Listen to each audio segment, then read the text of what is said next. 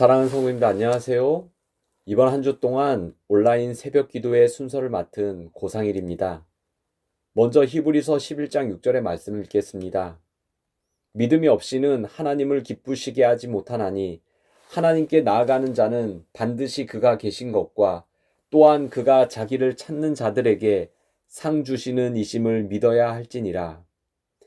이번 한 주는 믿음에 관련된 말씀을 살펴보면서 이어지는 기도의 시간에 성령의 역사하심을 간절히 구하는 우리 모두가 되셨으면 좋겠습니다.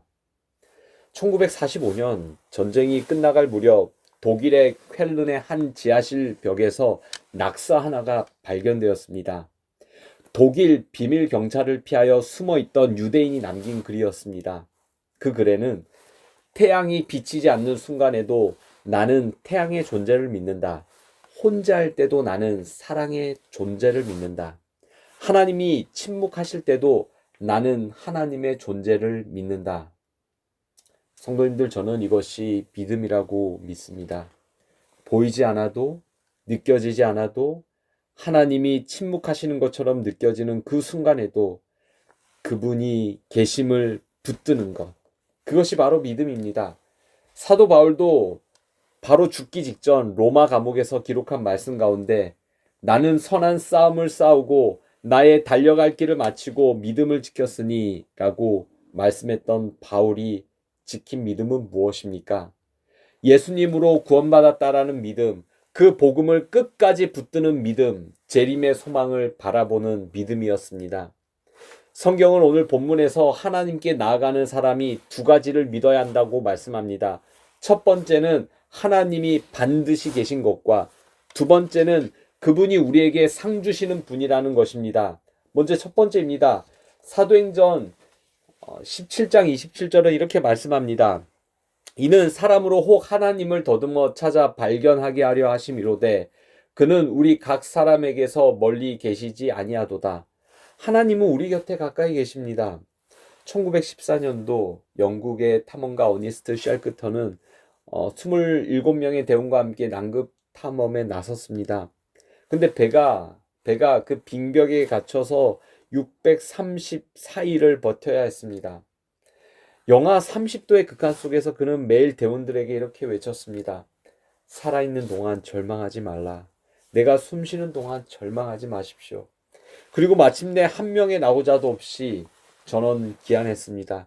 셰클턴은 나중에 아내에게 이러한 편지를 썼습니다. 얼음산을 넘을 때 우리 일행은 분명히 3명이었는데 난 4명처럼 느껴졌다. 동료들에게 물어보니 그들도 그렇게 느꼈다고 했다. 힘들고 어려웠던 내내 하나님이 우리와 동행하셨음을 나는 믿는다.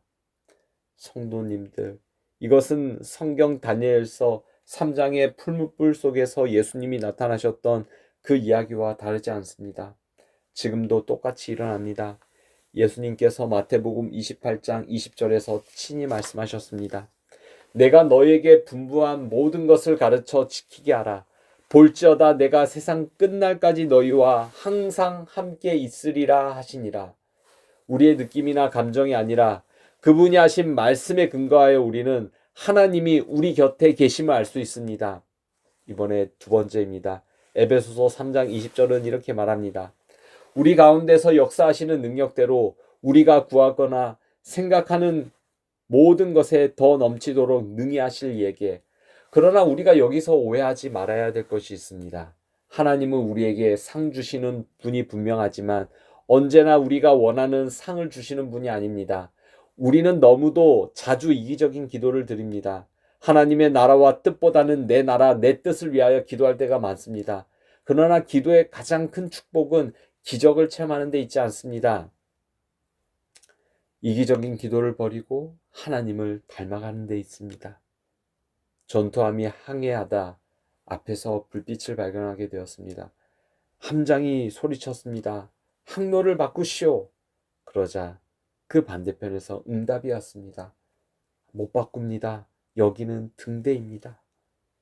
성도 여러분, 하나님과 우리 사이에서 진로를 바꿔야 될 분은 바로 우리입니다. 한 점의 오류도 없으신 그분께 우리가 맞추는 것, 그것이 믿음입니다. 오늘 본문으로 다시 돌아갑니다. 믿음이 없이는 하나님을 기쁘시게 하지 못하나니 하나님께 나아가는 자는 반드시 그가 계신 것과 또한 그가 자기를 찾는 자들에게 상 주시는 이심을 믿어야 할지니라. 히브리서 11장 7절 말씀입니다. 태양이 보이지 않아도 태양은 있습니다. 하나님이 침묵하시는 것처럼 느껴져도 그분은 지금 이 자리에 계십니다. 그리고 우리를 찾는 자들에게 가장 좋은 것으로 상 주시는 신실하신 하나님임을 믿으시길 간절히 바랍니다. 너희의 염려를 다 주께 맡겨라. 이는 저가 너희를 권고하심이니라. 베드로전서 5장 7절 말씀입니다.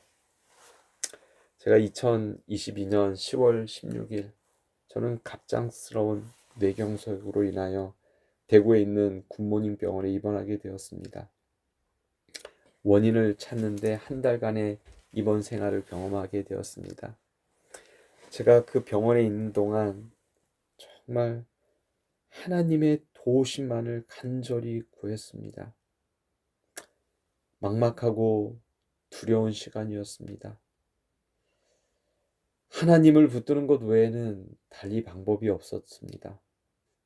그리고 한 달 뒤에 드디어 태어나게 되었고, 그리고 저는 한요한 의사 선생님의 도움으로 서울에 있는 아산병원으로 진료를 받게 되었습니다.